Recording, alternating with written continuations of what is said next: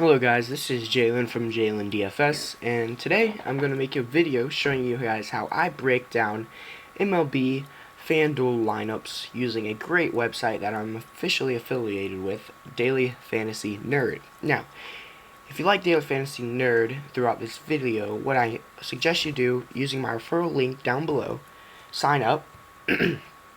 It's free, but there are also premium memberships, which we'll go over now. Great prices monthly, and it very much helps you build your DFS lineup, so you'll probably make your money back within the month. Alright, so now pretty much what we're going to go through is how I like to break down the slates and make lineups.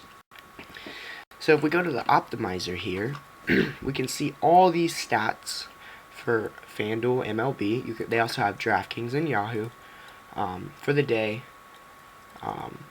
All the games over here, we got the Vegas odds. Now, I have these three games the teams clicked off, and their stats, their hitters and pitchers stats, will not show up in the stat box down below because it's not part of the main slate, and I'm going to be breaking down the main slate. So what I like to look at for pitchers in this Vegas odd is the win percentage, because especially in FanDuel, when a pitcher gets a win, that's a lot of FanDuel points, 12 points I believe it is. I also like to look at the over-under.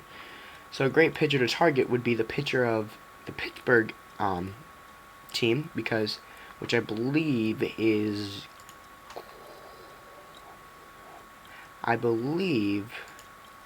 that pitcher is Liriano. A high win percentage for Pittsburgh, but low over-under based on runs scored for the game. So that might be a good play for that pitcher.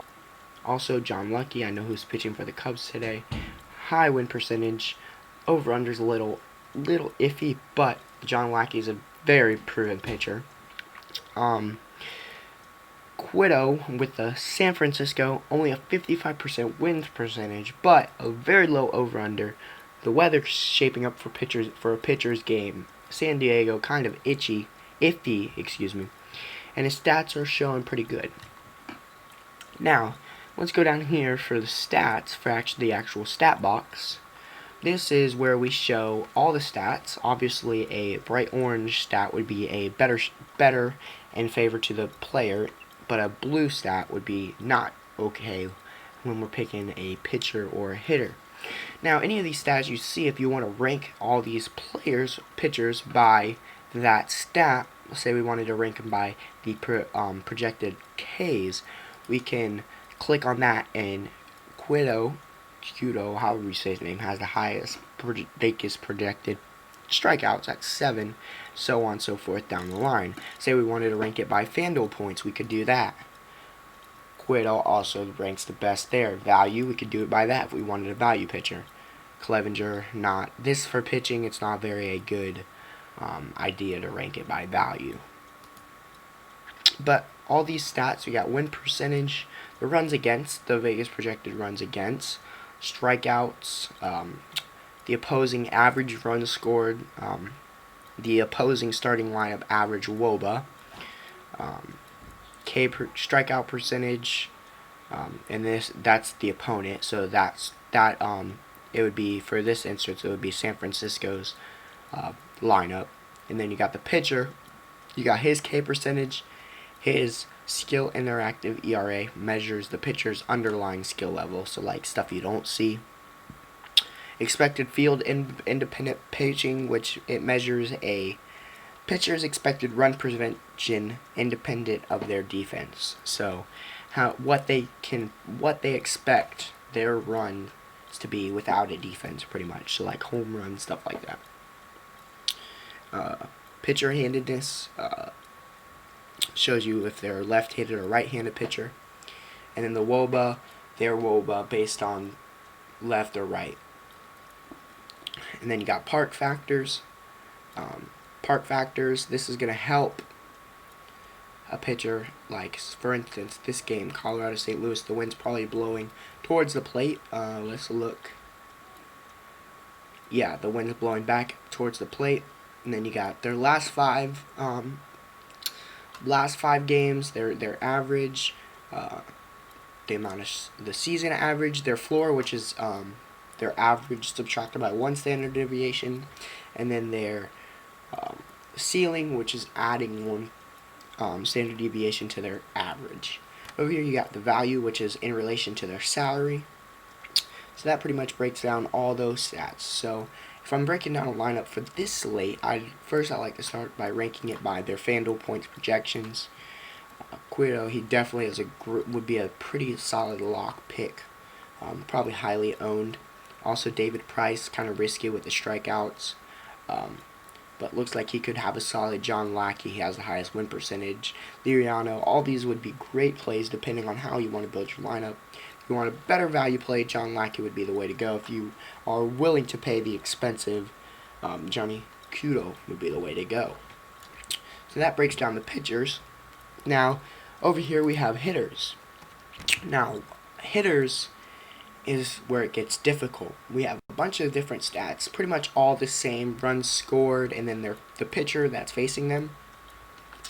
You got their WOBA and the difference between the league average based on the hitter's handedness.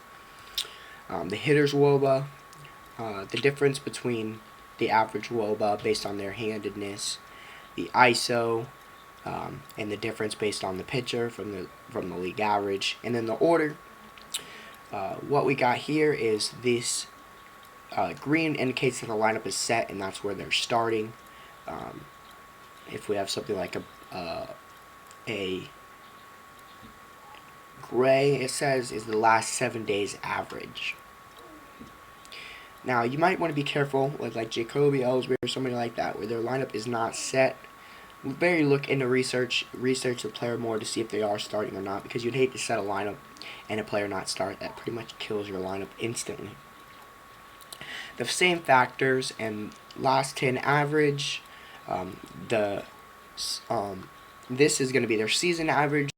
The floor, which is their season average subtracted by one standard deviation. Ceiling, add one standard deviation. The Fanduel point projections based on all these stats and the value. So, like I said earlier, you can rank any of these stats based on. You can rank any of these players based on any one stat you want to. Say you wanted to rank it by value, you could do that. Say you wanted to rank it by Fanduel points, you could do that as well. Alright, so let's start with our catchers. It looks like we got some very low valued catchers in this slate.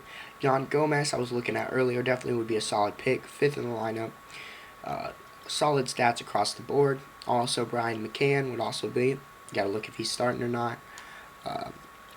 Gary Sanchez, you gotta be careful with these guys like these, because if you click on his name, you see that he's not starting, which could get kind of iffy. Yadier Molina, always a pretty solid lock. Evan Gattis, Wellington Castillo, Buster Posey, Jonathan Lucroy, all these pretty good plays. Jason Castro, all those would be pretty good plays. Let's rank it by their Fanduel. Okay, so runs scored. Looks like Brian McCann and Yan Gomez definitely would be a great pick based on all these stats taken in hand. You got Yadier Molina, Brian McCann up top again. Their WOBAs. Yan Gomez up top again. The difference. Buster Posey. You could rank all these by different. Brian McCann, I definitely would say that would be the best play. Very close to Yan Gomez, depending on if you want to pay $500 different there. So if you want to take a value at your catcher, which would be a pretty good idea, Yan Gomez would definitely be a solid pick. At the one that we got all these high valued players. Anthony Rizzo, Chicago Cubs, obviously. Great stats across the board. Mike Napoli, though. I really like Mike Napoli, because if we looks like he could potentially be on pace for a home run. Also, his WOBA difference is very high. ISO difference very high, so that's screaming home run right there. Park factors as well. $3,300 value. So with all these high ballers, he'd probably be the best pick, I would say. But pretty much one bag, all you got all these high value pitchers who pretty much got to pick your poison. Who do you think is going to hit the home run? Chris Davis, Edward Encarnacion, Anthony Rizzo, Paul Goldschmidt, Joey Votto, all these well-known first base players. Second base, Robinson Cano, been very solid as of late. He's got a high ISO difference with his screaming power. WOBA difference as well. Jose Altuve, Ben Zobrist, Gene Segura. I really like Gene Segura because if we look at the New York Yankees Arizona game, high over under, and you got Gene Segura. It's got pretty decent stats across the board, batting at the #1 spot. If we look at his stats, he hasn't hit a home run lately. Potentially could be hitting a home run. Has a pretty high ceiling. It's a pretty high ceiling at 23.2. It's a pretty good pick right there. Robinson Cano as well, if you want to take a more expensive player. Brandon Phillips, Cincinnati, Cleveland, batting 4th in the lineup. It'd be a pretty decent pick. Tommy La Stella, difference of 9% based on the pitcher's WOBA, batting 6th. Be an alright pick. But definitely look at Robinson Cano, Gene Segura, maybe possibly Jose Altuve there. At the third base position, Chris Bryant would be a great pick here. Not so good with the WOBA difference. I think Chris Bryant would be a good GPP prediction because batting 3rd in the lineup, looks like the runs scored could be high. Definitely a power play in that lineup. So Chris Bryant would be an alright pick, possibly for a GPP. But in a cash game, I'd take a more lock player like a David Wright, where the difference is high, the ISO difference is high, batting 3rd in the lineup. Or potentially Evan Longoria, Tampa Bay, Kyle Seager, Pedro Alvarez. I would stray away from Chris Bryant in cash games, though, because it looks like he could be shaping up for possibly a bad game. Jake Lamb, I know homered last night. Chase Headley. This would probably be the hardest position to pick from the third base. I would say David Wright, Pedro Alvarez potentially, like him at the #7 spot. Kyle Seager would be another great pick. All these guys pretty much. Shortstop, we got Manny Machado, potentially the best player in baseball, hands down.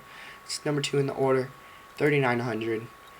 Could be on pace for a home run here. He's got a high ISO difference, high WOBA difference.